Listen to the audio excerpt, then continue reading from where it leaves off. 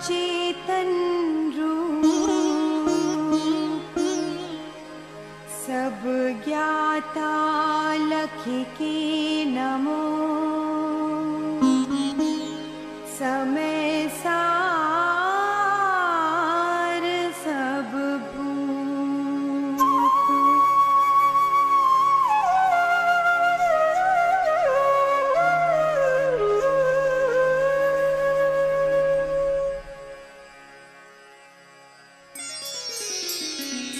नमो। समय सार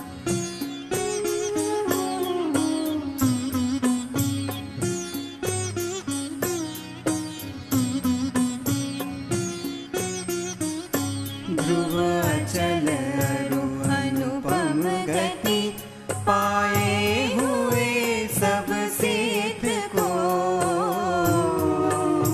मैं वंद श्रुत केवल कथित कहूँ समय प्राभृत को अहो।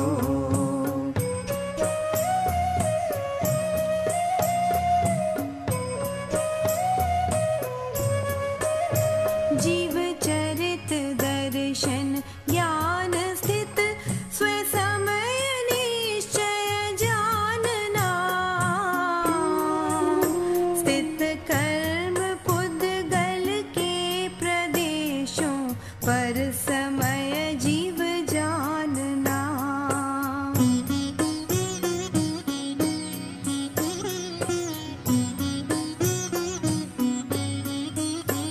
एकत्व निश्चय गत समय सर्वत्र सुंदर लोक में। उससे बने बंधन कथा जु विरोधिनी एकत्व में।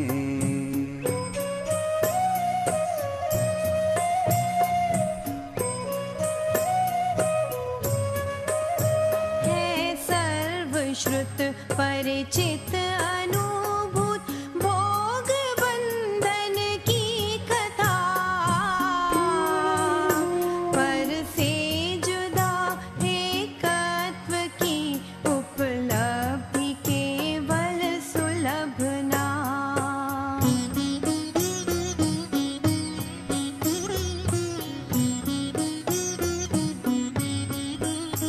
दर्शाऊं एक विभक्त को आत्मा तने निज विभव से।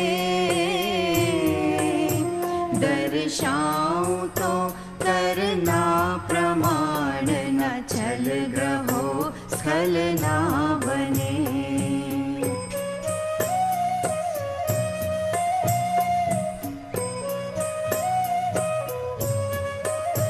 नहीं अप्रमत्त प्रमत्त नहीं जो एक ज्ञायक भाव है। इस रीति शुद्ध कहा अरु जो ज्ञात वो तो वो ही है।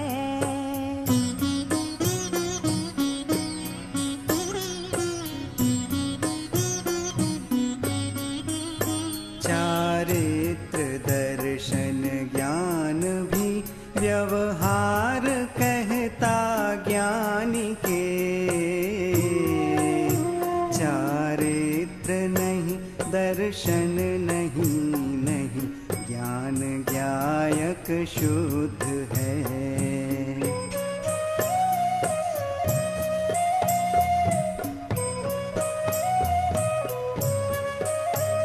भाषा नाद बिना न समझा नाजु शक्य अनाद को। व्यवहार बिन परमार्थ का उपदेश हो अशक्य यो।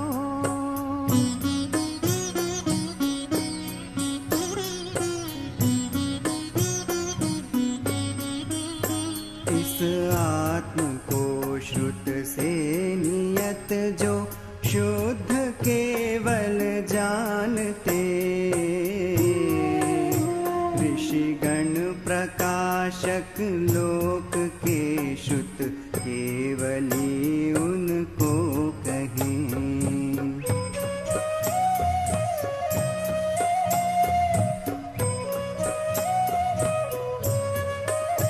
श्रुत ज्ञान सब जाने जो जिन श्रुत केवली उसको कहे। सब ज्ञान सो आत्मा ही है, श्रुत केवली उससे बने।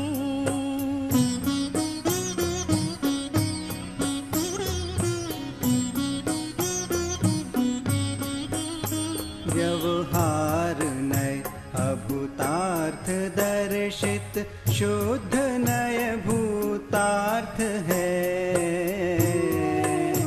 भूतार्थ आश्रित आत्मा सुदृष्टि निश्चय होय है।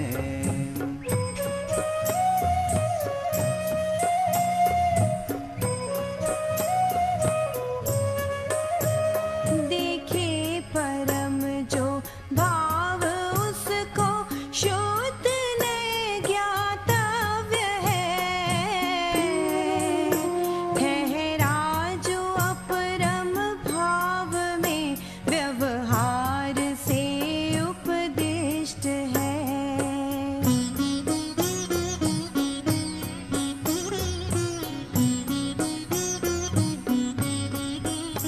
भूतार्थ से जाने अजीव जीव, पुण्य पापरु निर्जरा।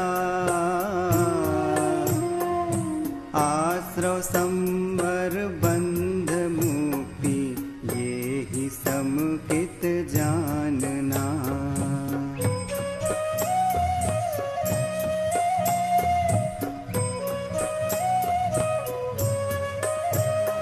अनबद्ध स्पष्ट अनन्य अरु जो नियत देखे आत्म को।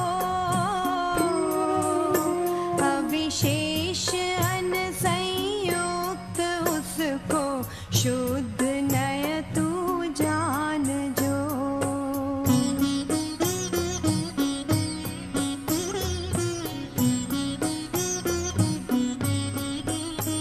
अनबद्ध स्पष्ट अनन्य जो अविशेष देखे आत्म को। वो द्रव्य और जो भाव जिन शासन सकल देखे अहो।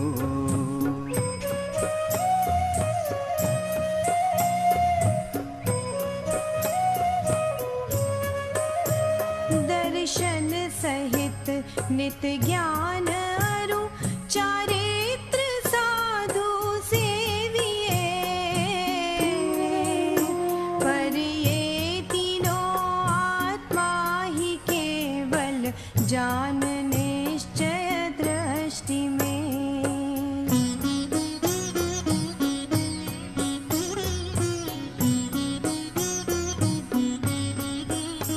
जो पुरुष कोई नृपति को भी जान कर श्रद्धा करे। फिर यत्न से धन अर्थ वो अनुचरण राजा का करे।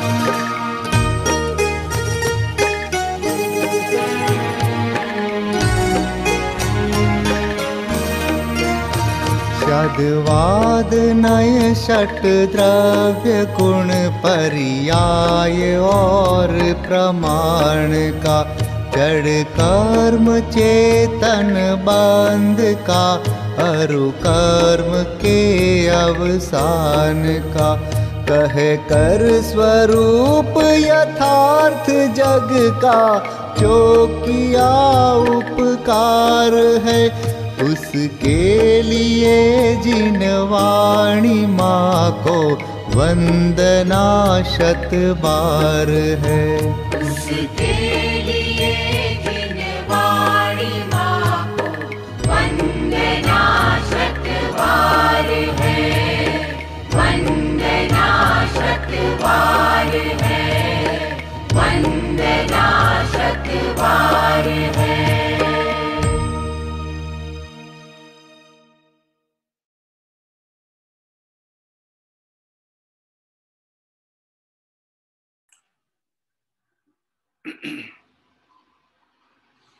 सभी साधर्मी बंधुओं को जय जिनेन्द्र। आइए मंगलाचरण पूर्वक स्वाध्याय प्रारंभ करेंगे। नमो अरिहंताणं नमो सिद्धाणं नमो आयर्याणं नमो वज्रायाणं नमो लोय सवसाहूढम् अरहंत सिद्ध सूरि उपाध्याय साधु सर्व अर्थ के प्रकाशी मांगलिक उपकारी हैं। तिनको स्वरूप जान रागते भई जो भक्ति काय को नमाए स्तुति को उचारी है। धन्य धन्य तुम ही से काज सब आज भय कर जोरी बारे बारे वंदना हमारी है। मंगल कल्याण सुख ऐसो हम चाहत हैं, ओ मेरी ऐसी दशा जैसी तुम धारी है। मंगल कल्याण सुख ऐसो हम चाहत हैं, ओ मेरी ऐसी दशा जैसी तुम धारी है।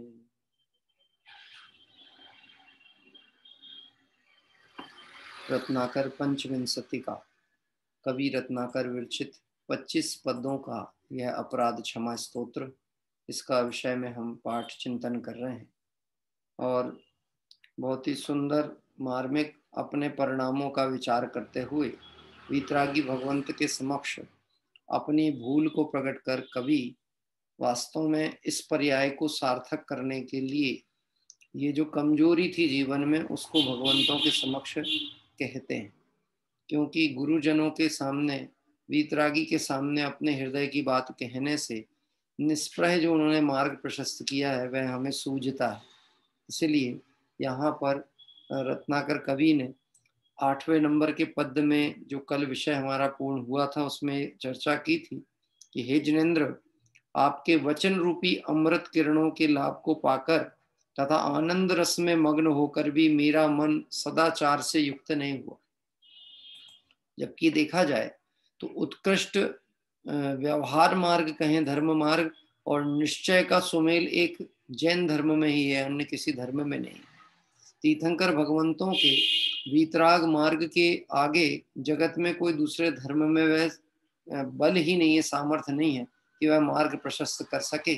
ऐसे वीतरागी मार्ग को पाकर के भी मेरा जीवन सदाचारमय नहीं हुआ। अभी सदाचारमय का मतलब ये समझ लेना सत आचरण। अब सत आचरण को दोनों तरह से लेना, व्यवहार से भी और निश्चय से भी। जैसे सम्यक चारित्र शब्द जब कहा जाएगा तो सम्यक चारित्र में दो तरह से भेद घटेंगे, एक व्यवहार चारित्र और एक निश्चय चारित्र। तो व्यवहार चारित्र किसे कहा कि जो आगमोक्त व्रत आदि की चर्चा है, दया दान तप आदि की है, 12 व्रत हैं और मुनिराज आदि के 28 मूल गुण आदि का पालन है, ये सब व्यवहार चारित्र की संज्ञा में आते हैं। साथ ही साथ इसी में निश्चय चारित्र किसे कहा कि आत्मस्वरूप के परिचय और श्रद्धान पूर्वक उसमें रमणता होना, उसको निश्चय चारित्र कहा। तो कह रहे हैं हे प्रभु, आपका मार्ग समझ करके भी सुन करके भी मेरे सदाचार नहीं हुआ। यानी क्या नहीं हुआ? मुझे आपके मार्ग पे श्रद्धान नहीं हुआ, आपके ऊपर विश्वास नहीं हुआ, तो मैंने संस्कार वशी इस वर्तमान पर्याय को खो दिया।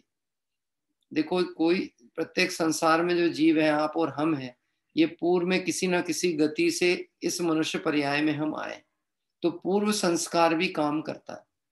आपने देखा होगा घर में कुछ बच्चे ऐसे होते हैं जो बड़े शांत प्रकृति के होते हैं और कुछ बच्चे इतने उद्यमी होते हैं कि ना स्वयं शांत बैठे ना दूसरे को शांति से बैठने दें। हाँ, किसी भी काम में भोजन करो तो शांति नहीं है, आपके स्वाध्याय करने बैठे, पूजा करने बैठे तो परेशान करेंगे। तो क्यों है ये जीव, ऐसा क्यों है कि कहीं ना कहीं से संस्कार वो लेकर के आया, चैन से बैठने की आदत ही नहीं।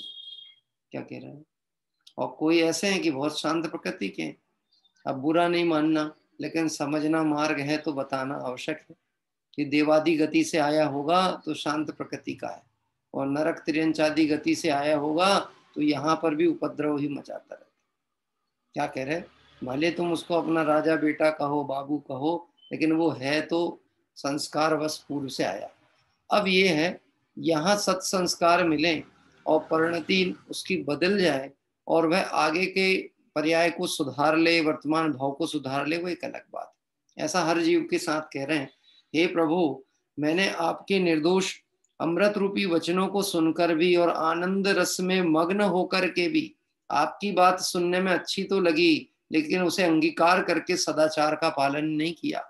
तो देखा जाए, जैसे सुबह एक दृष्टांत दिया था, भोजन सामने रखा हो तो भूख नहीं मिट सकती, भोजन मुख में रख लो तो भूख नहीं मिट सकती, और आगे कहेंगे भोजन शरीर में उतर भी जाए लेकिन पचे नहीं तो भी वास्तव में देखा जाए तो क्षुधा नाश नहीं होने वाली, ऐसी स्थिति है। इसलिए यहाँ वीतरागी धर्म हमें मिला तो उस मार्ग का यदि हमने प्रैक्टिकली श्रद्धान पूर्वक स्वीकृति की है तो वह मार्ग प्राप्त होना सार्थक था। अब अगली जो बात कहेंगे, तो यहाँ कहा कि मेरे जीवन में सदाचार इसलिए नहीं आया कि मुझे ऐसा लगता है कि मेरा हृदय पत्थर से भी ज्यादा कठोर है। क्या कह रहे हैं? पत्थर से भी ज्यादा कठोर है, जो आपके तत्व को सुनकर के भी नहीं पिघला, आपकी बात सुनकर के भी नहीं पसीजा। जबकि इसी श्लोक में कवि ने एक दृष्टांत दिया था, जैसे चंद्रमा को देखकर चंद्रमणि वारी बहाती है, यानी चंद्रमणि में से कहना चाहिए वारी यानी जल प्रवाहित होने लगता है। हे प्रभु, मेरा परिणाम, मेरा अंतर्भाव आपके स्वरूप को समझकर, आपके मार्ग को समझ करके भी सम्यक श्रद्धा नहीं हुआ तो निश्चित ही मेरी स्थिति जड़ से भी ज्यादा गई बीती कहलाएगी। इस तरह कल 8वें पद की चर्चा हुई थी। आइए 9वें पद की ओर आगे बढ़ेंगे, और 9वें पद में हम जो चर्चा आज ले रहे हैं वह है, मेरे सभी धर्म कार्य मिथ्याभिप्राय से हुए। कौन कह रहे हैं?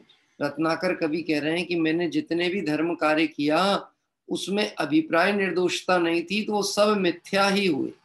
अब वह धर्म कार्य कौन से थे जो मिथ्या ही हुए, गलत ही हुए, उसकी चर्चा यहाँ इस श्लोक 9वें नंबर पे करते हैं। पहले पाठ पढ़ेंगे। वैराग्यरंगः परवंचनाया धर्मोपदेशा जनरंजनाय वादाय विद्याय नंचामेकभूत क्रियाद ब्रुवे हास्यकरम स्वमीश। देखिए, मूल संस्कृत जब हम पढ़ते हैं ना, तो अगर हमें संस्कृत भाषा का ज्ञान नहीं है, भावार्थ नहीं पकड़ में आता, तो विशेष भाव नहीं आता, लेकिन फिर भी ऐसा कहा है कि जिनवाणी की कभी भी कोई चर्चा चले, मूल सूत्र आदि पढ़े जाएं, भले वो भाषा हमारे ज्ञान में ना हो, तब भी विनय पूर्वक उस श्रुत की आराधना करना चाहिए। क्या करना चाहिए? आप ध्यान रखना, जब भी हम कलश पढ़ें, गाथा पढ़ें या मूल अध्यात्म आगम की कोई सी भी चर्चा करते हैं, उस समय हमारा कर्तव्य हम हाथ जोड़कर विनय पूर्वक उसके अनुमोदना करें।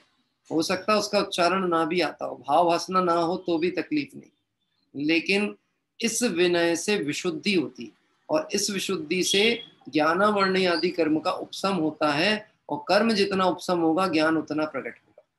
इसलिए सम्यक ज्ञान के जो 8 अंग हैं उसमें एक विनयाचार नाम का भी अंग बताया गया है, और वह विनय का परिणाम हमारे अंदर भाव रूप में विद्यमान होना ही चाहिए।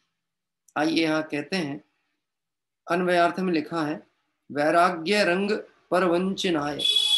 वास्तव में हे प्रभु, यदि मैंने वैराग्य भी अंगीकार किया तो जगत को रंजायमान करने के लिए किया। किसके लिए किया? जगत को रंजायमान, परवंजनाय यानी पर को रंजायमान करने के लिए। आकर्षित करने के लिए। आप निश्चित समझना, जगत वेश पे बहुत जल्दी प्रभावित होता है। किससे प्रभावित होता है? वेश से। आज जितने भी खोटे मार्ग चल रहे हैं वह किसी ना किसी वेश की प्रभाव के कारण से चल रहे हैं। जगत में जितने भी खोटे मार्ग, मतलब जो सम्यक तत्व के अनुसार नहीं है, राग द्वेष की चर्चा है, विकथाओं की चर्चा है, मिथ्या पक्ष का पोषण है, वहां के जो उनके आदर्श संतादी होते हैं वो कोई ना कोई खोटा वेश धारण करते हैं और वह सामान्य मनुष्य से अलग दिखेंगे, उस वेश पर जगत जन प्रभावित हो जाते हैं। यहाँ कह रहे हैं, हे प्रभु, यदि मैंने वैराग्य भी धारण किया और वह वैराग्य का रंग भी आया तो दूसरों को ठगने के लिए धारण किया। क्या कह रहे हैं? दूसरे को ठगने के लिए धारण किया। एक बात कही थी, ब्रह्मचारी का कोई वेश आगम में उपलब्ध ही नहीं होता कि ब्रह्मचारी कैसे वस्त्र पहनेगा, कैसे रहेगा, ये उपलब्ध नहीं।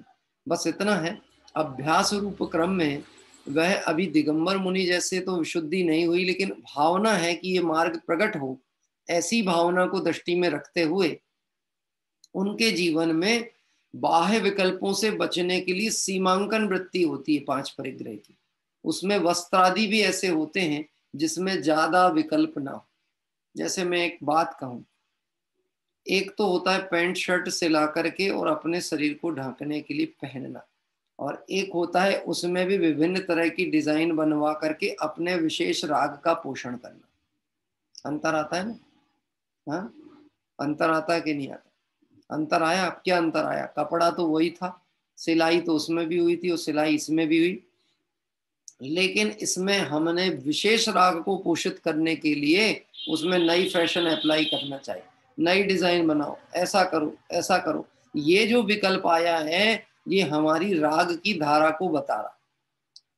तो ब्रह्मचारी आदि के वेश का उल्लेख क्यों नहीं किया कि यदि मान लो कदाचित वह धोती कुर्ता भी पहने या फिर वह संस्कृति अनुसार, जिस भारतीय संस्कृति में उस अनुसार परिधान को भी ग्रहण करे तो चल सकता है, लेकिन वह दुपट्टा और धोती क्यों पहनते हैं? उसका एक कारण है कि ये जो विकल्प है ना सिलाई वगैरह का, ये भी आसान काम नहीं है।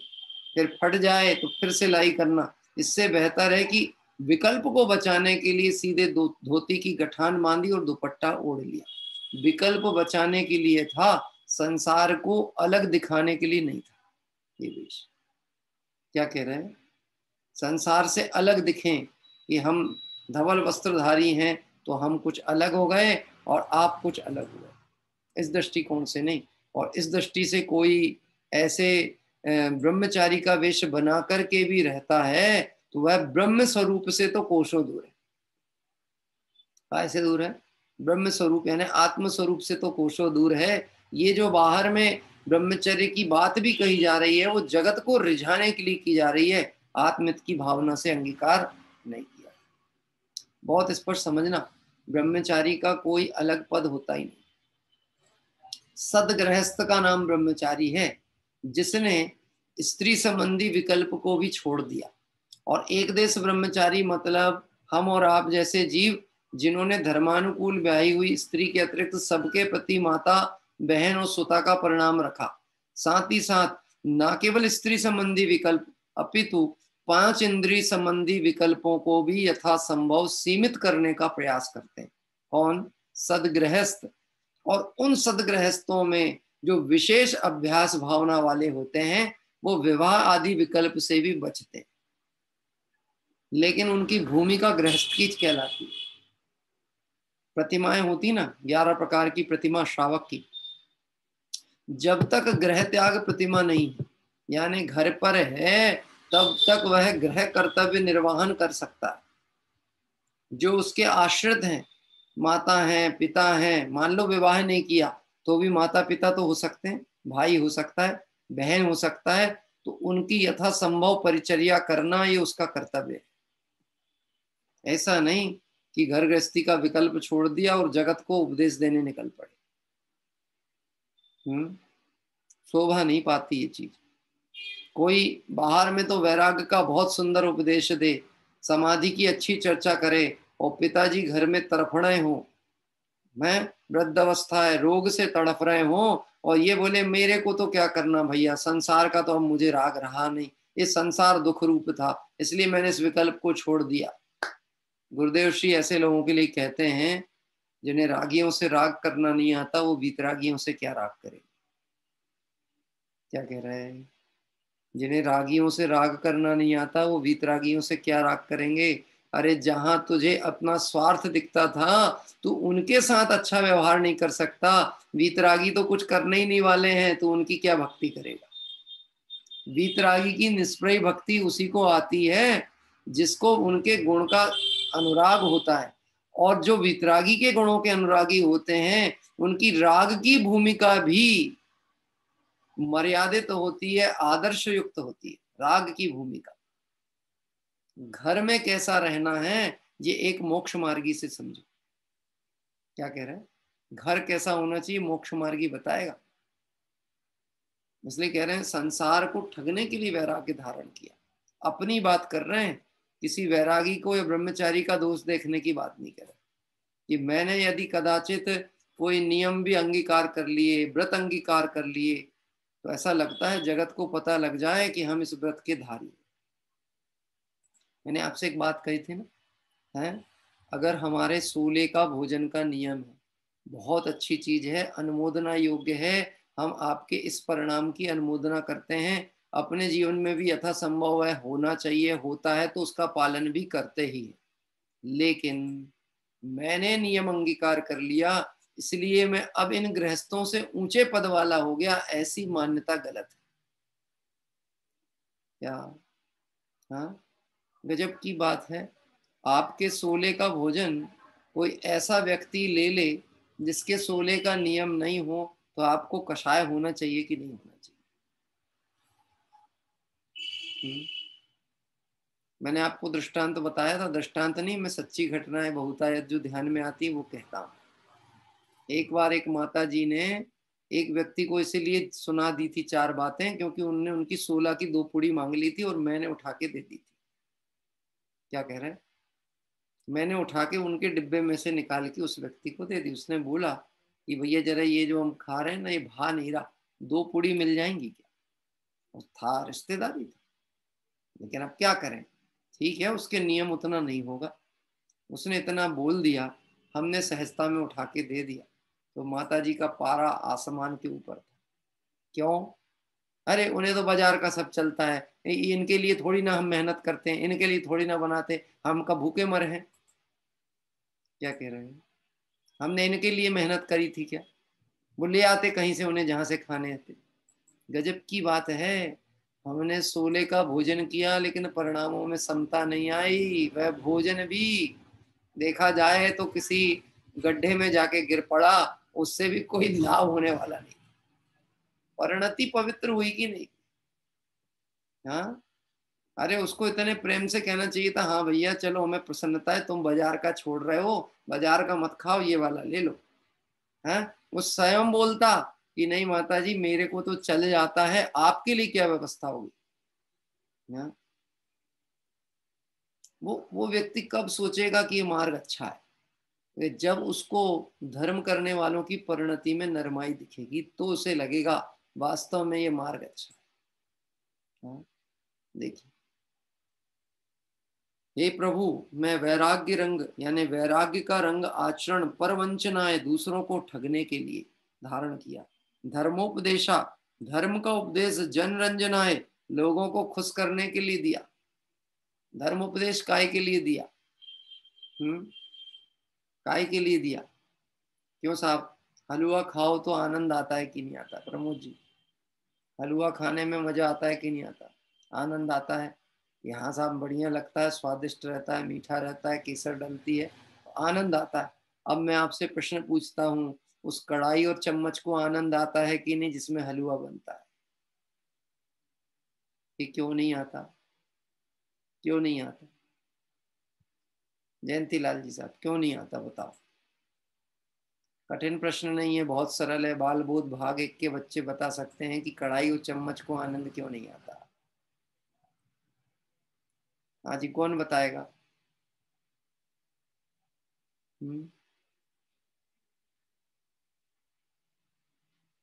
बताओ बताओ, बहुत सरल प्रश्न है ये, समाधान हमको बताएगा जड़ चेतन का भेद ज्ञान करने की कला। हाँ बताइए मीता बहन, बताइए। आवाज ठीक पहुंचती है? हाँ। अच्छा, बहुत अच्छा, बताइए। जय जिनेन्द्र।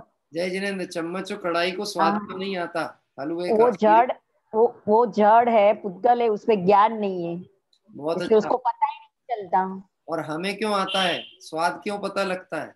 हम हम उसमें राग करते हैं ना, ये अच्छा है। राग तो करते हैं, वो तो अलग बात है, पर हमें कैसे स्वाद और आता उसमें है? ज्ञान, हाँ उस उसमें हम एक रूप, मतलब एक रूप हो जाते कि अच्छा लगता है ऐसा।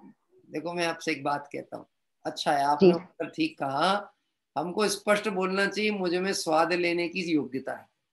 क्या कह रहे हैं? घबराना नहीं, ऐसा नहीं समझ लेना आत्मा आहारक हो जाएगा, ऐसा कहने से नहीं हो जाएगा। व्यवहार और निश्चय का कथन ऐसा ही होता है। हलवा मैं खाता हूँ, मुझे हलवा अच्छा लगा, ये कह देने से आत्मा ने आहार ग्रहण कर लिया, ऐसा नहीं समझना चाहिए। क्या होता है, देखो, हम कदाचित भाषा का संतुलन तो कर लें, भावों का संतुलन हो रहा कि नहीं हो रहा। भाषा का संतुलन वो मेरे राग का विषय है, अरे राग का विषय नहीं है, हम तो सीधे ये कहेंगे हाँ मुझे हलवा अच्छा लगा। बोलो, सम्यक दृष्टि जीव, सम्यक दृष्टि होते ना भरत चक्रवर्ती, कैसे कपड़े पहनते होंगे? रत्न जड़ित, धुले हुए, अच्छे सुसज्जित होते होंगे कि नहीं होते होंगे? हाँ, रहते होंगे। क्या कह रहे हैं? रहते हैं, उसमें चिंता की क्या बात है? इससे कोई उनके श्रद्धान को कलंक लग गया ऐसा नहीं समझना चाहिए।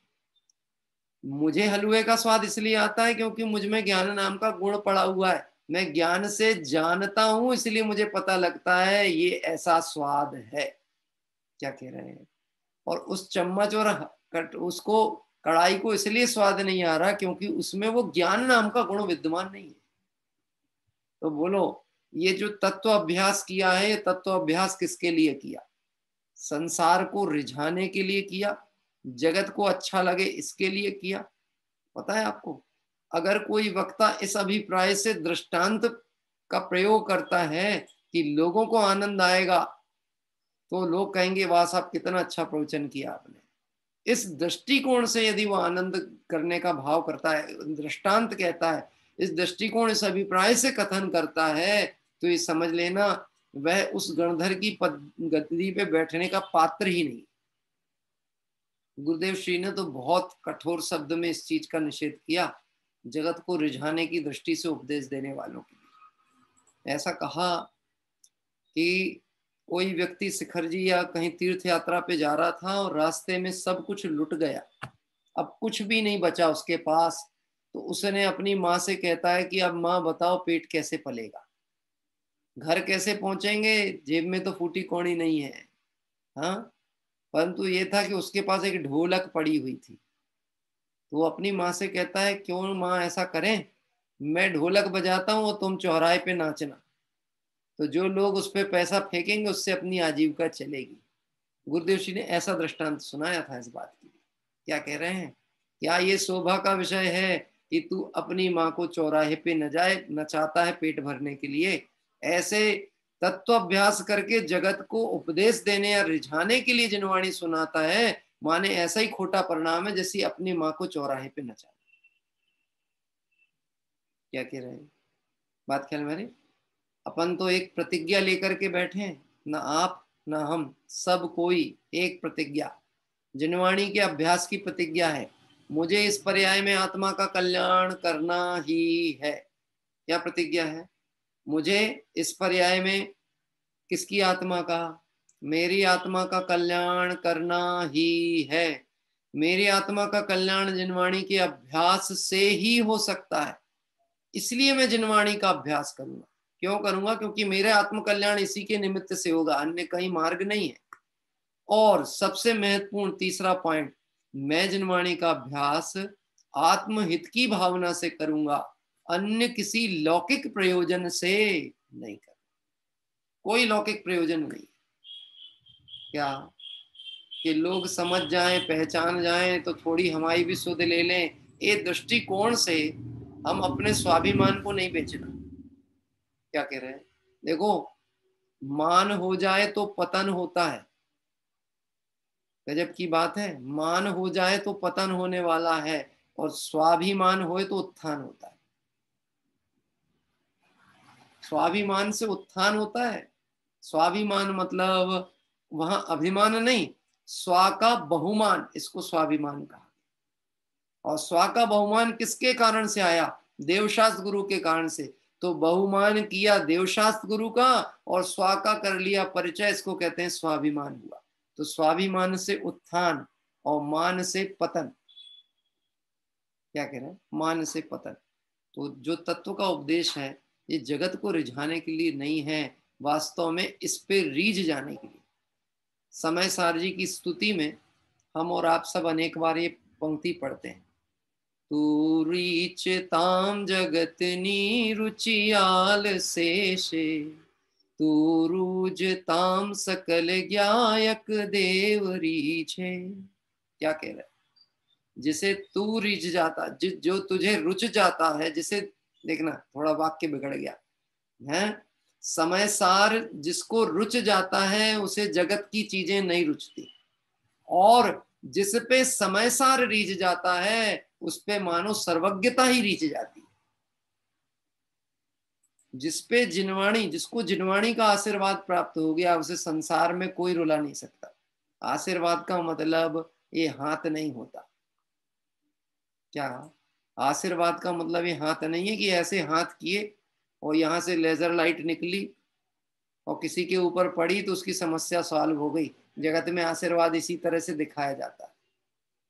आचार्य कुंद कुंद स्वामी कहते हैं, मेरे निज वैभव का जन्म कैसे हुआ? ये परंपरा गुरुओं के प्रसाद से। किससे हुआ है? परंपरा गुरुओं के प्रसाद से, है, युक्ति के आलंबन से और तत्व के अभ्यास से मेरे निज वैभव का जन्म हुआ है। तो आपके कैसे होगा, यानी हमारे कैसे होगा? कि परंपरा गुरुओं के प्रसाद से। बोलो, मुनिराजों की हमारे ऊपर आशीर्वाद है कि नहीं? कुंद कुंद आचार्य का आशीर्वाद है कि नहीं? करुणा है कि नहीं है? बता सकते हैं? कुंद कुंद आचार्य की करुणा का नाम क्या है? कल अपन तीर्थ क्षेत्र की वंदना को जाने वाले, कुंदाद्री पर्वत। करुणा का नाम बताइए। कुंद कुंद आचार्य की करुणा क्या है?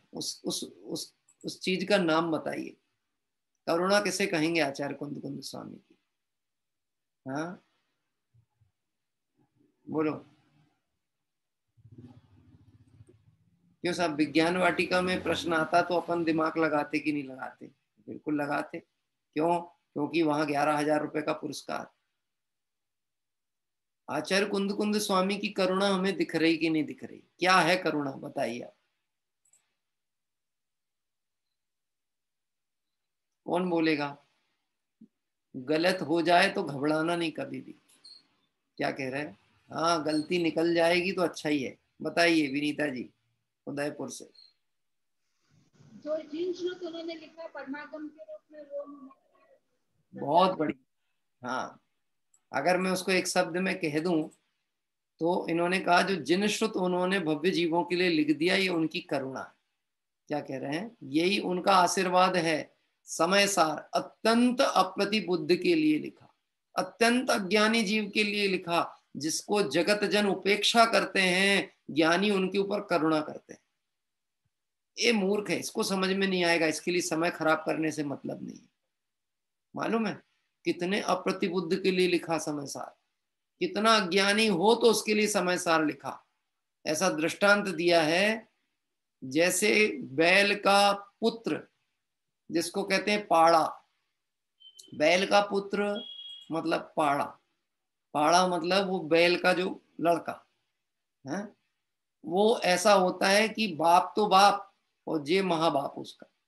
ऐसी हो जाए स्थिति कि रोड पे खड़ा हो, कोई हार्न बजा दे तो वहीं बैठ जाए, हिले ना।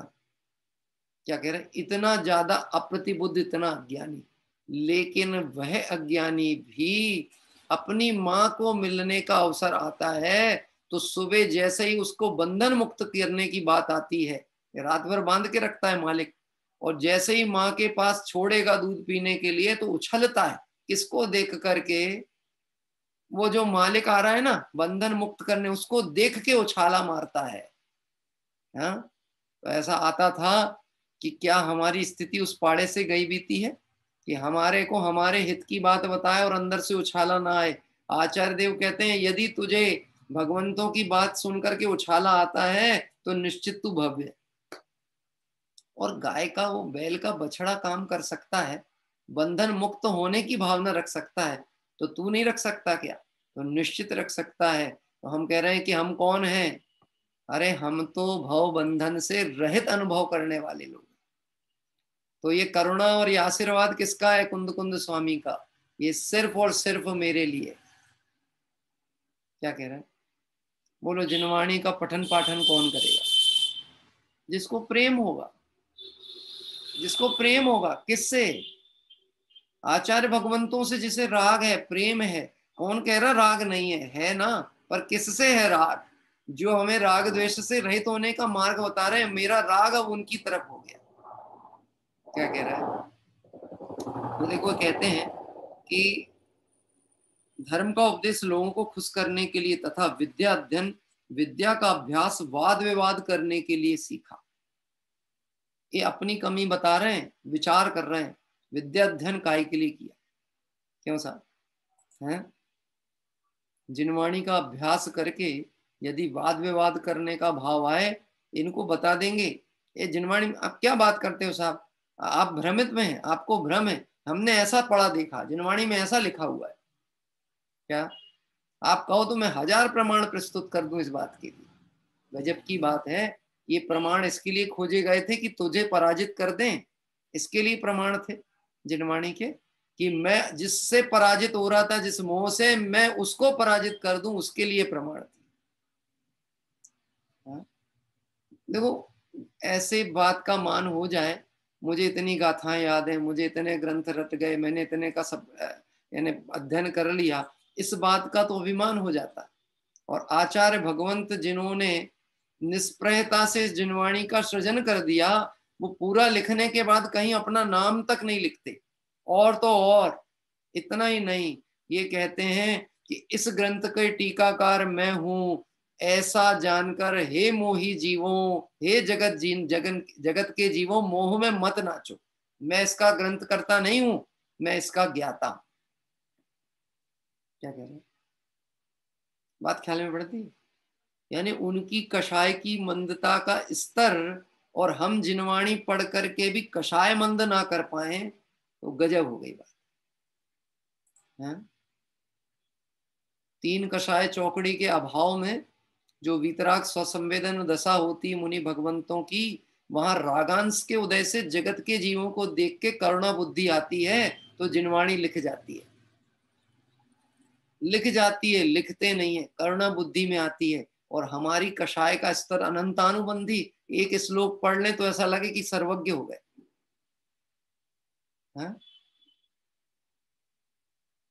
यहाँ अनंतानुबंधी का आवरण ही नहीं हट रहा जिनवाणी सुन करके भी। तो देखो क्या कह रहे हैं, तत्वाभ्यास किस लिए किया था? वाद विवाद के लिए किया था कि अंतर द्वंद, अंतर विवाद मिटाने के लिए किया था। इसलिए अपन ने एक बात कही, जिनवाणी का अभ्यास आत्महित की भावना से करेंगे, अन्य किसी लौकिक प्रयोजन से नहीं करेंगे।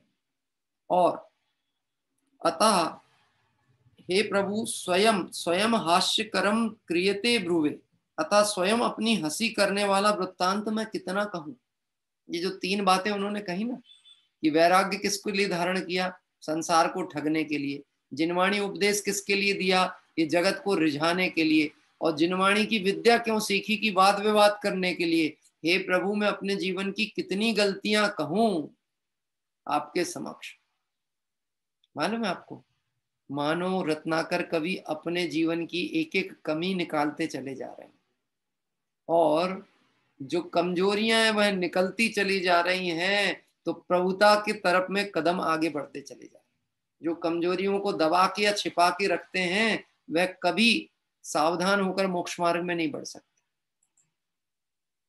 मुझे बिल्कुल इस विषय में आप कभी नहीं सोचना मुझसे कहीं कोई त्रुटि हो। आप अभ्यासी हैं, अधिकारी हैं, आप मुझे तुरंत टोकना। क्या कह रहे हैं? तुरंत टोकना, अपना समझ के टोकना है। और बुरा मान जाए तो हमारे से बुरी होनहार, खोटी होनहार दूसरे की नहीं। क्या? फिर ताके दुर्भाग्य की महिमा नहीं, मेरे दुर्भाग्य की महिमा का वर्णन किसी से नहीं हो सकता यदि कोई हमारे हित की बात कहे और हम बुरा मान जाए। आप ये समझ लेना, खोटी होनहार होती है उनकी जिन्हें हित की बात सुहाती नहीं, बुरा लग जाता। खोटी होनहार। हाँ, कभी कषाय के कारण से विषयों से दूर नहीं भागते, लेकिन कषाय के कारण से धर्म छोड़ देते। हाँ, बोलो कभी ऐसा हुआ? मैंने एक गांधी जी के जीवन वृत्त में एक घटना सुनी। गांधी जी के जीवन वृत्त में एक बार कस्तूरबा गांधी को बुखार हो गया थोड़ा, तो बुखार हो गया तो गांधी जी ने उनको कहा, चूंकि वो अपने कहना चाहिए नेचुरोपैथी वाले थे, प्राकृतिक चिकित्सा पे ज्यादा विश्वास रखते थे, तो उन्होंने कस्तूरबा गांधी से कहा कि क्या हो गया? तो बोले बुखार है तो कुछ भोजन नहीं रुचता, भाता नहीं। तो उन्होंने कहा एक काम करो, कुछ दिन के लिए नमक छोड़ दो। अब गजब की बात सुनना, वो कह रही भोजन भा नहीं रहा, लोग कहते हैं भोजन नहीं भा रहा, मुंह का स्वाद खराब हो गया तो कुछ नमकीन दे दो, मीठा दे दो। वो कह रहे नमक छोड़ दो। तो कस्तूरबा कहती हैं तुम अपना उपदेश अपने पास रखो, इतना ही उपदेश देना आता है तो तुम क्यों नहीं छोड़ देते? क्या कह रहे, तुम क्यों नहीं छोड़ देते? गांधी जी ने बात तो लगी उनके हृदय में। उपदेश देना सरल काम है कि उपदेश अंगीकार करना सरल काम? हाँ, जैसे ही वो बात उनको लगी, उन्होंने नमक खाना छोड़ दी। क्या कह रहे, नमक। ये लौकिक दृष्टांत है, उदाहरण है।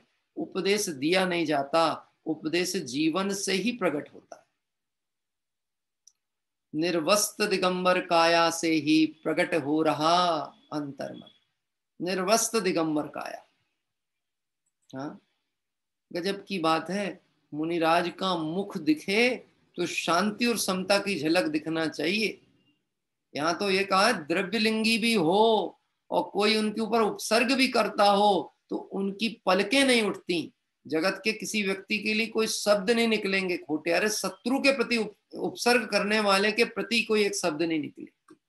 इतनी मंद कषाय, तो भी ये मंद कषाय से कोई संसार पार होता नहीं। लेकिन जिसके अभी कषाय का वेग तीव्र है उसकी तो बात ही नहीं कर सकते। 5 मिनट के अंदर चर्चा विराम लेंगे, क्योंकि आज हमको 12 भावना पाठ भी करना है और फिर एक साधर्मी बंधु जिनको हमने कहा होगा उनके द्वारा भक्ति भी होगी।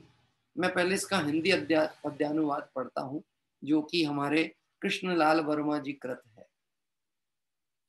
ठगने को संसार धार वैराग्य लिया है, पाने जग की ख्याति धर्म उपदेश दिया है। करने वाद विवाद नात विद्या है सीखी, है ये सच्ची बात हाय होकर भी तीखी। क्यों साहब, मिर्ची कब लगती है?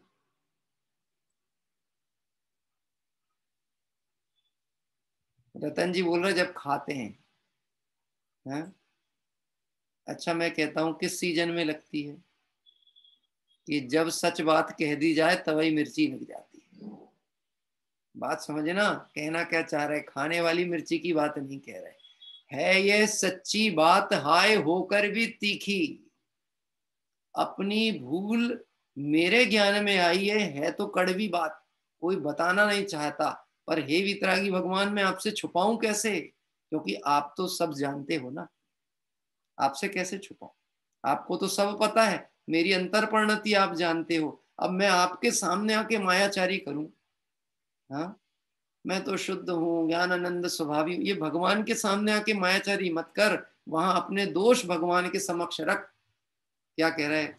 और उनके माध्यम से जो प्रभुता का परिचय कराया है उसका श्रद्धान कर। तो देखो क्या कहते हैं, ठगने को संसार धार वैराग्य लिया है, पाने जग की ख्याति धर्म उपदेश दिया है। करने वाद विवाद नात विद्या है सीखी, है ये कड़वी बात हाय होकर भी तीखी। कोई कह रहा है पंडित जी आप तो रोज मिर्ची लगाते रहते हो, परंतु आप रोज सुनते हो और रोज अंगीकार करने की भावना वाले हो, निश्चित चरपरा पसंद है ऐसा लगता है। होता है, लोगों की अपनी अपनी पसंद होती है। मैंने बोला था ना, खरी बात उसी को पसंद होगी जो शुद्ध की दृष्टि वाले होंगे। खरी बात है। क्यों साहब, सोना कौन सा चाहिए आपको? सोना खरीदने जाओ तो कौन सा चाहिए, अशुद्धता मिला हुआ कि शुद्ध? शुद्ध ही लेना चाहेंगे ना, है? तो शुद्ध की दृष्टि वाले हैं कि नहीं है? शुद्ध चाहते हैं कि नहीं? लेना चाहते हैं। हाँ, आइए देखते हैं, जल्दी से विषय को इतना पूर्ण करते हैं। हे प्रभु, मैंने दूसरों को ठगने के लिए वैराग्य धारण किया, लोगों को खुश करने के लिए धर्म का उपदेश दिया, तथा वाद विवाद करने के लिए विद्या का अभ्यास किया। इस प्रकार से जो भी धर्म क्रियाएं मैंने की, वह सभी मिथ्या अभिप्राय सहित होने के कारण स्वयं की हंसी का कारण बनी। एक मुझे कथानक याद आता है, ये जो बात की ना, वैराग्य धारण किया। एक बार एक मैंने इसमें पढ़ी थी कहानी, सन्मति संदेश में। बहुत अच्छी पत्रिका निकलती थी सन्मति संदेश, पुराने, उसके बहुत प्राचीन अंक हमारे घर में बाइंड किए हुए रखे। उनमें बहुत अच्छे जो कथा बोध करके एक कॉलम होता था, उसमें अच्छी अच्छी कहानी आती थी। उसमें एक कहानी छपी थी, एक बनारस का पंडा था। बनारस के किनारे जो पंडे होते हैं ना, पंडा, तो वो कथावाचक भी था। तो एक दिन कथा का उपदेश कर रहा था और ये बोल रहा था, क्रोध बहुत बुरी चीज है, क्रोध जिसपे सवार होता है वह चांडाल बन जाता है। क्या कह रहे हैं? क्रोध जिसपे सवार होता है चांडाल बन जाता है। तो वो वहीं बनारस के घाट पे बैठ करके उपदेश कर रहा था। कुछ लोग बैठे थे, सुन रहे थे। उसी समय एक मेहतरानी जो कि वहां झाड़ू लगाती है, आसपास साफ सफाई करने वाली, वो झाड़ू लगा रही थी। अब उसकी झाड़ू लगाने से धूल उड़े और वो पंडित जी के ऊपर जाए, वो जो पंडा है ना उनके ऊपर जाए। तो जो लोग थे वो भाग गए उठ करके, ये कैसी है, इसको अकल नहीं है, यहाँ पे कथा चल रही है और ये क्या कहते हैं, धूल उड़ा रही है। तो जो लोग भागे तो इसको गुस्सा आ गया। क्यों? क्योंकि ये तो मुश्किल से ग्राहक बैठाल के रखा था ना अपने। गुस्सा आ गया, उठा और उससे कहता है, मूर्ख, तुझे अकल नहीं है, हैं? कि तू ये पवित्र स्थान पर यहाँ पर धूल उड़ा रही है, ऐसा उससे कहा। तो वो तो अपने काम पे लगी, जा अभी भग जा, अभी यहाँ कथा चल रही थी, जब तक मेरी कथा पूरी नहीं हो तो यहाँ मत आना। तो वो और जोर जोर से झाड़ने लगी। क्यों? कि तुम्हारी कथा के चक्कर में क्या मैं काम बंद कर दूं? हाँ, तो इनको भी गुस्सा आ गया और गुस्सा इतना आया कि इनके पास कोई लकड़ी रखी थी तो उसके लेकर उसके पीछे भागे। उसने अपनी झाड़ू फेंकी और उनके पंडित जी की गिरेबान पकड़ लिया। क्या कह रहे हैं? अब गिरेबान पकड़े तो सारा गांव बस्ती देखने लगी। क्या देख रही है कि मेहतरानी ने किसको पकड़ ली? पंडित जी को। तो लोग उससे बोलते हैं कि ये क्या कर रही है तू, तुझे अकल नहीं है? ये बिल्कुल शुद्ध हैं, नहाए धोए हैं, गंगा स्नान करके आए हैं, और तूने अछूत जैसी उनको छू ली है? क्या कर रही है तू? तो हम क्या बोली, ये मेरे पति हैं। क्या बोली? और मैं अपने पति को घर ले जा रही हूँ, घर नहीं जा रहे तो मैं पति को घर ले जा रही हूँ। बोले ये कैसे पति हो सकते हैं? बोले अभी तो कथा में कह रहे थे कि जो क्रोध होता है, जो क्रोध है वह चंडाल की तरह होता। अब हम तो कहलाते चांडाली, क्योंकि हमारा काम है लोअर क्वालिटी का। तो हमारा पति कौन होगा? चांडाल। और अभी इन पे क्रोध समार है, तो ये कौन हो गए? ये मेरे पति हो गए, तो मैं अपने पति को घर लेके जा रही हूँ। अब आप समझ सकते हो, बाहर में वेश तो धारण कर लिया, क्रोध का कथन वाक्य में आने भी लगा, परंतु क्रोध का विचार नहीं हो पाया, तो क्रोध के वेश में ही पंडय से चांडाल की पोजीशन बन गई। बात चल में ऐसे यहाँ कहा, संसार में वैराग्य धारण किया तो जगत को ठगने के लिए। बहुत चर्चाएं की जा सकती हैं, लेकिन चर्चा नहीं करनी है, चर्या के ऊपर ध्यान देना चाहिए। अंतिम पद्य पढ़ेंगे हिंदी का, इसका 9वें नंबर का पद्य। संसार ठगने के लिए वैराग्य को धारण किया, जग को हंसाने के लिए उपदेश धर्मों का दिया, झगड़ा मचाने के लिए मम जीभ पर विद्या बसी, निर्लज्ज हो कितनी उड़ाऊं हे प्रभु अपनी हंसी। अपनी हंसी कितनी उड़ाऊं, अपने दोष कितने बताऊं। हे प्रभु आप गुण रत्नाकर हैं और यहाँ दोष ही दोष हैं। यदि आपके मार्ग का अनुसरण हो जाए, आपका आशीर्वाद हो जाए, तो मैं भी दोष मुक्त हो जाऊं। ऐसी भक्ति करते हुए रत्नाकर कवि ने इस तरह से ये 9वें पद को यहाँ पर अपन ने इसकी चर्चा पूर्ण की। और भी जो विशेष बात है अपन कल इस क्रम में जुड़ेंगे। हाँ जी, आज संसार भावना का पाठ करेंगे।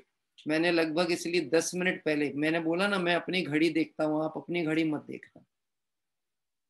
हाँ, आप घड़ी देखते हो तो मेरे यहाँ पिताजी बताते थे, आप घड़ी देखते हो तो पाप लगता है, और मैं घड़ी देखता हूं तो पुण्य होता है। क्यों? क्यों? घड़ी तो वो ही है। फिर आप देखते हो तो पाप क्यों लगेगा और मैं देखूंगा तो पुण्य होगा? क्यों? कि मैं इसलिए देखूंगा कि मेरे निमित्त से किसी को आकुलता नहीं हो, और आप इसलिए देखोगे कि कितना टाइम बचा है, जल्दी से खत्म हो जाए। तो बोलो, धर्म की कार्य को बंद कराने का परिणाम पुण्य परिणाम है कि पाप परिणाम? धर्म कार्य बंद हो जाए प्रमोद जी, पुण्य है कि पाप? 1 नंबर की 2 नंबर? 2। और किसी को मेरे निमित्त से आकुलता ना हो, ये परिणाम अच्छा भाव है कि बुरा भाव? अच्छा, ये मेरे निमित्त से आकुलता हो तो मेरा देखने में चलेगा, आप नहीं देखना। क्या कह रहे हैं? हाँ, चलिए अब हम चलते हैं, क्योंकि अभी हमारे पास अब बचे हैं 8 मिनट। अब 8 मिनट में हम पहले संसार भावना का, जो हमारी 12 भावना का क्रम चल रहा था, शोभा चंद जी भारिल साहब हुए हैं, जो कि उनके माध्यम से एक बहुत सुंदर 12 भावना निकली थी, बहुत कम ही प्रकाशन में आई है। मैंने इसकी PDF आपको पिछले सप्ताह ग्रुप में डाली थी, आप वहां पर से उसे पढ़ सकते हैं। आइए मैं यहाँ से प्रारंभ कर रहा हूँ संसार भावना, और इस विषय में किसी को भी आगे भी मन होगा तो वो अपना नाम प्रेषित करिएगा।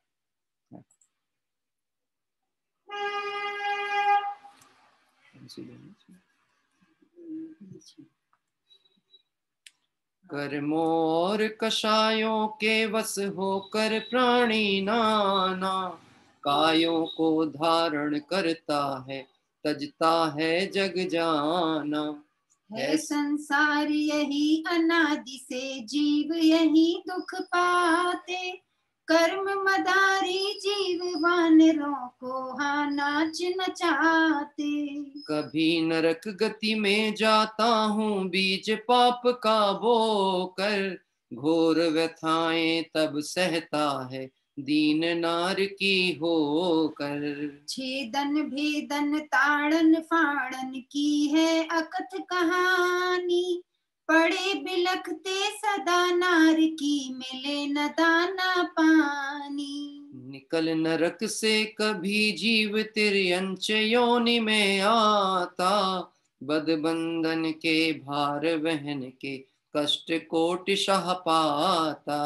एक श्वास में बार 18 जन्म मरण करता है, आपस में भी एक दूसरा प्राण हरण करता है। मानव भव पा करके भी कितने मनुज सुखी होते हैं, विविध व्याधियों के वश होकर अगणित नर रोते हैं। अंगो पांग विकल हो अथवा पागल हो कर अपना, जीवन हाय बिताते कब हो पूरा मन का सपना। दानव सा दारिद्र किसी को, स्वजन वियोग किसी को, पुत्र अभाव किसी को, अप्रिय का संयोग किसी को। नाना चिंताएं डायन सी भांति खड़ी रहती है, इस प्रकार दुनिया में दुख की सरिताएं बहती है असार संसार न करना पल भर राग सयाने, यहाँ जीव ने अब तक पहने हैं कितने ही बाने। सब जीवों से सब जीवों के सब संबंध हुए हैं, लोक प्रदेश असंख्य जीव ने अगणित बार छुए हैं।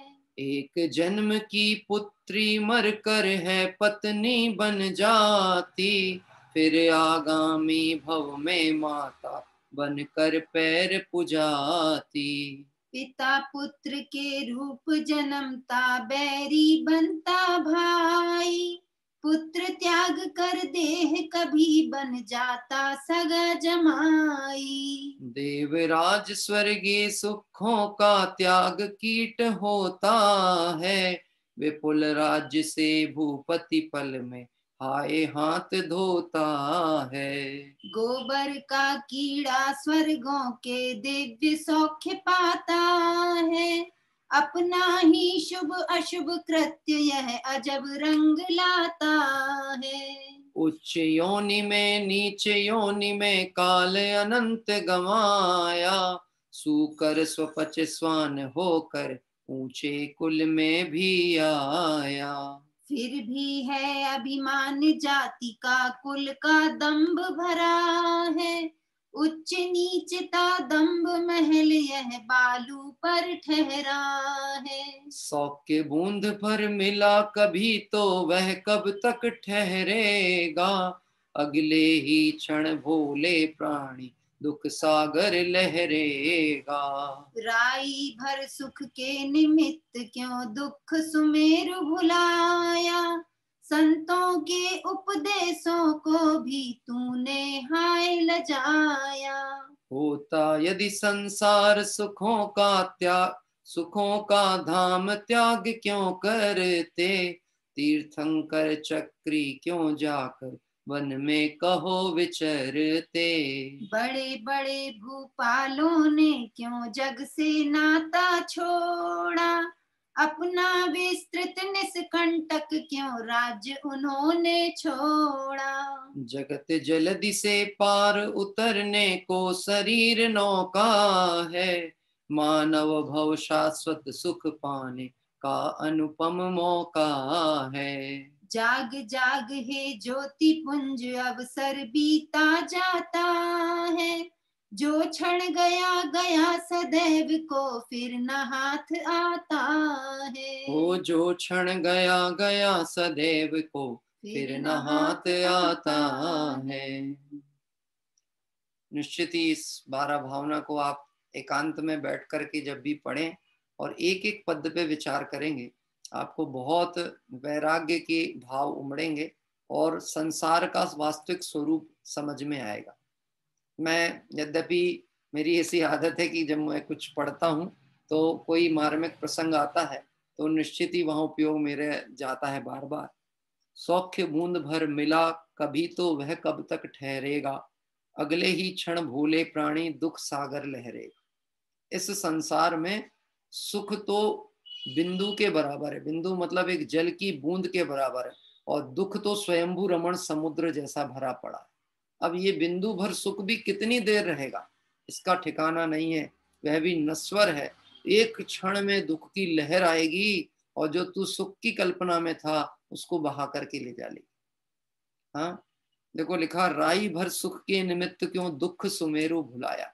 कभी विचार तो करें, पूर्व भाव में मेरे इस जीव ने निगोद में कितने दुख पाए, नरक आदि में कैसे कष्ट सहे, तिर्यंच गतियों में जाकर कैसे कष्ट सहे, अरे मनुष्य पर्याय में भी हीन पुण्य लेकर के जन्म ले लिया तो क्या तकलीफें नहीं भोगी। तिर्यंच गति जैसी तकलीफें मनुष्य पर्याय के जीवों को आज भी देखने को मिलती है।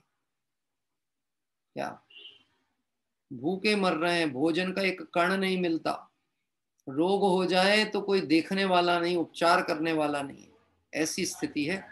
गुरुदेव श्री अनेक बार भावनगर में और सोनगढ़ के हॉस्पिटल अस्पताल ऐसे ही भ्रमण करने चले जाते थे देखने के लिए कि क्यों, इस संसार स्वरूप की विचित्रता तो देखो, जगत के जीवों का कष्ट तो देखो। जिस स्थान पे हम रहना नहीं चाहते, हम रुकना नहीं चाहते, वहां पाप के उदय में जीव रहता है, कष्ट सहता है, और कोई उसके ऊपर करुणा से दो शब्द कहने वाला नहीं। मैंने एक प्रसंग याद आता है मुझे, एक लड़का था कुछ 8-9 साल का, 10 साल का लड़का होगा, स्कूल का स्टूडेंट था। मैं किसी को इलाज कराने के लिए शासकीय अस्पताल में गया था, किसी को लेके और वह लड़के की शर्ट जल गई पूरी, और जल के शरीर पे चिपकी हुई है शर्ट क्या, और उसके परिवार परिजन कोई लेकर के आए। अब वो यहां से वहां उसको ले लेके दौड़ रहे हैं, पर कोई देखने को तैयार, डॉक्टर नहीं है, अभी जाओ। क्या कह रहे हैं, डॉक्टर नहीं है। फिर किसी ने उससे कहा, कोई ने, कि भैया थोड़ा सा मदद कर दो। तो एक कंपाउंडर कोई दवाई लेकर के आया, लिक्विड जैसी दवाई थी, जिससे वो चमड़ी के ऊपर की वो शर्ट के टुकड़े हटाने थे। वो उसके ऊपर डाले तो बच्चा ऐसा चीखे तिलमिलाए, अपने को देखते ना बने। क्या कह रहे हैं, तो वो आसपास खड़े थे, क्या कहते, इसके हाथ पैर दबाओ, नाटक कर रहा है। क्या कह रहे हैं, नाटक कर रहा है। आप कल्पना नहीं कर सकते, जीव के कर्म का उदय आए तो जगत इसको नाटक कहता है। वह जीव उस कष्ट को स्वयं भोग रहा है, कोई उसको शरण नहीं है उस समय। कह रहे हैं, दुख समेरु को जिसने तूने भोगा, राई भर सुख के लिए उसे क्यों भुला देता है। संतों के उपदेशों को भी तूने यानी मैंने लजाया है। निश्चित ही ये जो अभी हम संसार भावना पढ़ रहे थे, ये रत्नाकर 25 के उस भाव को जोड़ती है कि मैं अपने परिणामों का अवलोकन करूं, प्रमाद में जीवन न खोऊं, और सावधानी के पूर्वक इस भाव की सार्थकता करूं। ऐसी भावना रखते हुए आज हमने 12 भावना का यहाँ पाठ किया। आइए एक भक्ति के लिए मैं आमंत्रित करूंगा, हमारे वासिम से रेखा जी हैं, रेखा बहन हमारे भरत भाई की बहन है, मैं उनको आमंत्रित करता हूँ। आपका माइक अनम्यूट कर लीजिए। आवाज आ रही भैया जी? हाँ आती आती। हाँ, जय जिनेन्द्र भैया जी। जय जय। कहाँ चले हो परमे चेतन, निज से नाता तोड़ के, नश्वर सुख के कार नहीं, यो शाश्वत सुख को छोड़ के। तोड़ दे सारे बंधन सदा के लिए, यह मुश्किल नहीं आत्मा के लिए। तोड़ दे सारे बंधन सदा के लिए, ज्ञान से भी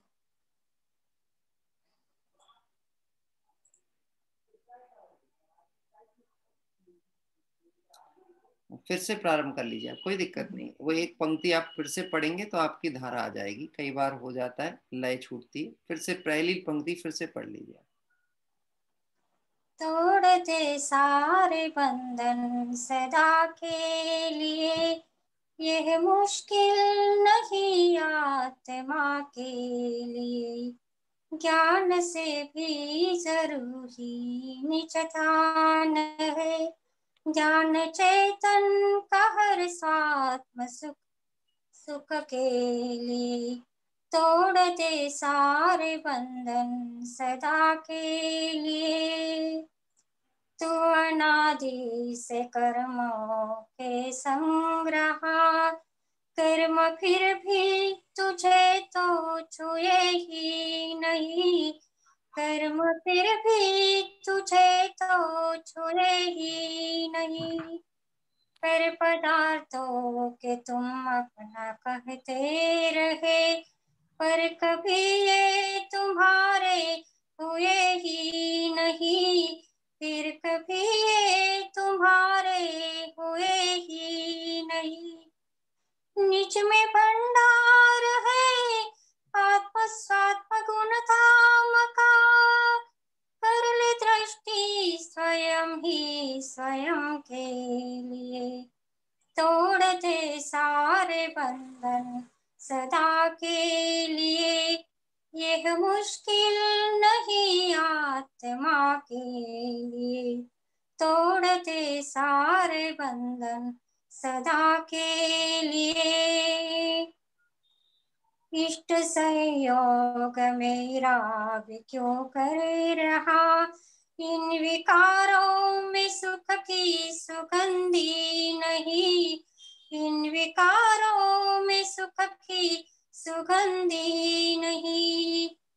अच्युत निश्चय से तू ही है परमात्मा, अपनी महिमा को क्यों जानता ही नहीं, अपनी महिमा को क्यों जानता ही नहीं। काल अनंता गया यूं ही भ्रमते हुए, अपकारे गुरु आत्महित के लिए। तोड़ दे सारे बंधन सदा के लिए, यह मुश्किल नहीं आत्मा के लिए। ज्ञान से भी जरूरी निज ध्यान है, ज्ञान चैतन का हर स्वात्म सुख के लिए। तोड़ दे सारे बंधन सदा के लिए। तो जय जिनेंद्र पंडित जी। बहुत सुंदर सुमधुर स्वर में अभी हमारे रेखा जी जो हैं वासिम से, उनके द्वारा एक सुंदर भक्ति ली गई। तोड़ दे सारे बंधन सदा के लिए, ये मुश्किल नहीं आत्मा के लिए। वास्तव में देखा जाए, जो बंधन मुक्त है उसे बंधन तोड़ने में कठिनाई क्यों होती है कि नहीं। आत्मा कभी बंधन रूप हुआ ही नहीं, लेकिन बंधन रूप मानता है, यही बंधन। क्या कह रहे हैं? जैसे टोडरमल जी साहब ने एक पंक्ति लिखी मोक्षमार्ग प्रकाशक में, भ्रम से उत्पन्न होने वाला दुख भ्रम निवारण से ही मिटेगा। वास्तव में दुख तो कुछ है ही नहीं, भ्रम से ही दुख मानता है। तो भ्रम मिट जाए तो दुख मिट जाए। मैं बंधन रूप आत्मा को मानता हूं, इसलिए बंधन है। मैं आत्मा को निर्बंध देखूं तो बंधन कहाँ है? अभी भी कहाँ बंधन है? हाँ, कुछ लोग ऐसा बोलते हैं, बस हम घर की व्यवस्थाओं से फ्री हो जाएं, बाल बच्चों का विवाह कर दें, बच्चों को लाइन पे लगा दें, फिर हम बिल्कुल फ्री हैं, फिर हमें कोई काम नहीं, फिर तीर्थ यात्रा ही करनी है। मैं आपसे कहूं, ऐसे लोग कभी तीर्थ यात्रा पे जा ही नहीं सकते, क्योंकि ये फुर्सत कभी होने ही नहीं वाले। क्योंकि उन्होंने बोल रखा है, बस हम फुर्सत हो जाएं, फिर हम निवृत्त होके काम करेंगे। अरे, ये संसार की रहट तो चलती रहेगी, इसके बीच में ही तुझे आत्मार्थ की भावना को बलवती करना पड़ेगा। और जब रुचि और रस इस दिशा में आ जाएगा तो दूसरा पक्ष ऑटोमेटिकली कमजोर हो जाएगा। बहुत सुंदर भक्ति अभी हमारी बहन ने ली। स्वर भी बहुत अच्छा उनका मधुर स्वर है। निश्चित ही बहुत सारे लोगों को अच्छी लगी, रसपूर्ण लगी। लोगों ने अपनी अनुमोदना भी प्रेषित की।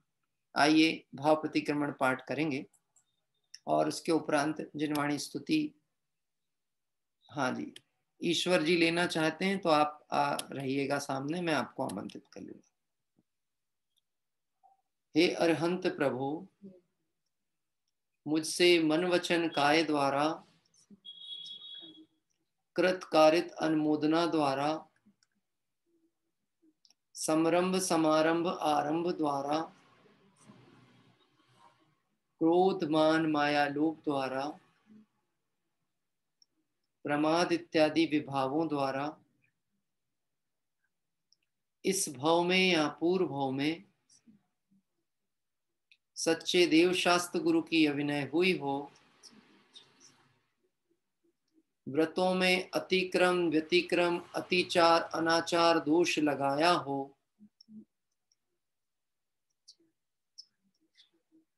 एकेंद्रिय से लेकर पंचेंद्रिय तक किसी भी जीव की हिंसा हुई हो, विराधना हुई हो, दिन या रात में लगाए सर्व दोषों का पश्चाताप व्यक्त करता हूं, क्षमा मांगता हूं। वह मेरे सभी दोष मिथ्या हों, मैं मुझ में रहूं, इस प्रकार मैं इन सभी दोषों का प्रायश्चित करता हूं। ओम नमः सिद्धेभ्यः। जैसा कि आप सभी को पूर्व विदित ही है, कल हम सभी अनेक परिवारों के साथ मिलकर के और शिमोगा, जो कि कर्नाटक में है, शिमोगा डिस्ट्रिक्ट में कुंद आचार्य की तपोभूमि की ओर हम प्रस्थान करेंगे। और वह स्थान ये वही है जब आचार्य कुंद स्वामी विदेह क्षेत्र से लौट करके आए तो उन्होंने तप आराधना जिस पवित्र भूमि पर की थी और जहाँ पर उन्होंने पंच परमागमों से अंतिम 2 परमागमों की रचना जिस स्थान पर बैठ करके की, वह क्षेत्र के दर्शन हम कल करेंगे। जिन लोगों ने दर्शन किए होंगे उन्हें बहुत ही अच्छा लगेगा, क्योंकि क्षेत्र अब थोड़ा सा कहना चाहिए सुगम हो गया है पहुंचना। नहीं तो मुझे स्मरण है जब मैं गया था उस समय थोड़ा क्लिष्ट था मार्ग और बहुत कम आवागमन था, लोग जाते ही नहीं थे ऊपर। लेकिन अब सहजता से उस क्षेत्र तक पहुंचा जा सकता है और बहुत सुंदर क्षेत्र है। पहाड़ी के ऊपर एक छोटा सा बहुत पुराना मंदिर है और बाकी तो जो है कल सुबह हम प्रातः काल उस क्षेत्र वंदना के माध्यम से देखेंगे। कुंद कुंद आचार्य के चरण चिन्ह है वहां पर। एक पाषाण की प्रतिमा भी बनाई गई है जो कि दक्षिण भारत शैली पर है। मैं आपसे सिर्फ इतना ही अनुरोध करूंगा, जब भी हम दक्षिण भारत और कर्नाटक की यात्रा पर जाएं, वीतरागता को लक्ष्य लेकर के ही क्षेत्र दर्शन करिएगा। वहां कहीं कदाचित कुछ चीजें ऐसी देखने को भी मिल जाए तो शंका नहीं उत्पन्न करना कि हम इस क्षेत्र पर आए कि नहीं आए। हमें तो भगवंतों के चरण चिन्हों के दर्शन करने हैं, उस क्षेत्र की पवित्रता का दर्शन करना है जहाँ आचार्य कुंद कुंद स्वामी विराजते थे। ऐसे पवित्र क्षेत्र की कल प्रातः हम वंदना करने चलेंगे। आइए मैं आमंत्रित करता हूँ ईश्वर जी को, संक्षिप्त सी जिनवाणी स्तुति पाठ उनके माध्यम से हम करेंगे। जय जिनेन्द्र। हाँ जी, जय जिनेन्द्र। अक्षर पद मात्रा से दूषित वचन अगर महीन रहे और प्रमाद के वश में सम्य अर्थ विलीन किए। जिनवानी माता मेरी उन सब त्रुटियों को क्षमा करे, दे आशीष शीघ्र हम सबको केवल लब्धि रमान दे। प्राप्त हमें हो बोध समाधि परिणामों की शुद्धि हो, निज आत्म उपलब्ध हमें हो शाश्वत सुख की सिद्धि हो। चिंतित वस्तु दात्री माता चिंतामणि माँ भाती, करु वंदना पूर्ण विनय से चरण रखू मैं पासी। कर जिनवानी तुसी तन की ममता का, महामंत्र का जाप अब सभी जपे नवबार। जय हो जिनवानी माता की जय। जय। बहुत सुंदर जिनवाणी स्तुति अभी हमारे ईश्वर जी जो कि सैलू से हैं उनके द्वारा ली गई है। मेरा अनुरोध है आप मुझे व्हाट्सएप पे अवश्य इसको एक बार क्लिक करके वो प्रेषित कर दीजिएगा, तो हम इसका एक बार पठन करके और अपने स्वाध्याय ग्रुप आदि में भी प्रेषित करेंगे। आइए जिनवाणी स्तुति पाठ के उपरांत नमोकार मंत्र पूर्वक कायोत्सर्ग करेंगे। नमो अरिहंताणं नमो सिद्धाणं नमो आयरियाणं नमो उवच्छायाणं नमो लोय सवसाहूणं नमो अरिहंताणं नमो सिद्धाणं नमो आयरियाणं नमो उवच्छायाणं नमो लोय सवसाहूणं नमो अरिहंताणं नमो सिद्धाणं नमो आयरियाणं नमो उवच्छायाणं नमो लोय सवसाहूणं। जय बोले द्वादशांग में जिनवाणी माता की जय हो। देवशास्त्र गुरु भगवान की जय हो। अनंत अनंत सिद्ध परमेष्टि भगवंतों की जय हो। वीतरागी जैन शासन की जय। इस तरह से हमारी मंगल आराधना अपने आत्म कल्याण के लक्ष्य पर पूर्ण हो, इस पवित्र भावना से सभी स्वाध्याय प्रेमी जनों को सादर जय जनन। कल प्रातः काल 7:25 के अपने निर्धारित समय पर हम कुंदाद्री पर्वत जो कि कर्नाटक में है उसके दर्शन करेंगे। साथ ही साथ में हमारे साथ में मुंबई से, लखनऊ से और अन्य अन्य क्षेत्रों से, और कल स्वयं मेरा परिवार भी इस यात्रा में आप लोगों को आमंत्रित करते हैं हम, तो आप और हम सब और सभी आमंत्रणकर्ता परिवार की मंगल भावना से कल हम इस क्षेत्र के दर्शन के लिए चलेंगे। सभी साधर्मियों को जय जगन्नाथ।